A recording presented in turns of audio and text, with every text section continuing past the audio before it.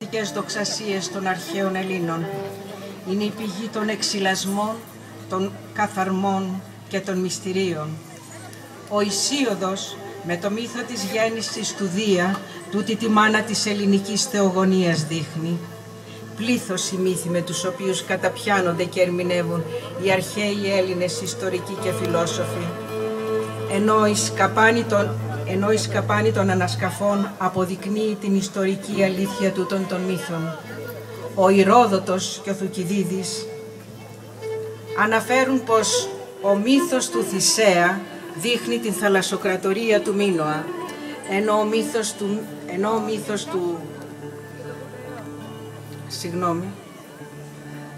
μύθος του Μίνωα και του Ραδάμαθη δείχνουν τη δικαιοσύνη, την υπεροχή και τη φρόνηση των Κρητών στους αιώνες.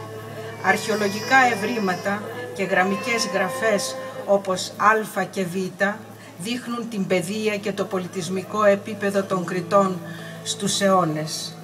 Όλα αυτά φέρνουν στο νου τους στίχους από την Οδύσσεια του μεγάλου κριτικού στοχαστή Νίκου Καζαντζάκη. Όλη η θάλασσα αργαλιός και η Κρήτη κάθεται και φαίνει. Χαρά σ' αυτόν αδέρφια που θα τη δει. Αν είναι μαραζιάρης ξεπετά κι αν είναι οκνός θεριεύει κι αν πέσαν συμφορές απάνω του ξεφεγγαρίζει ο νους του.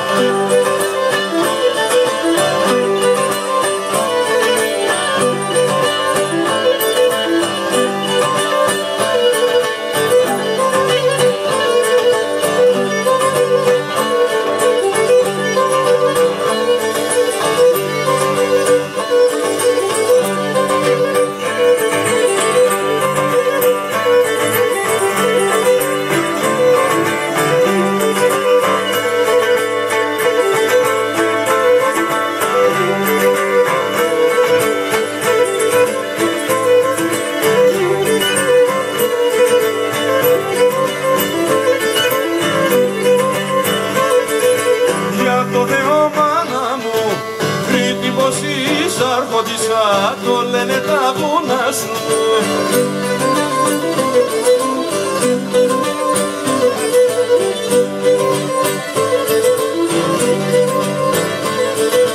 Το λένε τα βουνά σου, το λένε τα βουνά σου. Βέρια σε πολέμησανε, μα πέσανε μπροστά σου.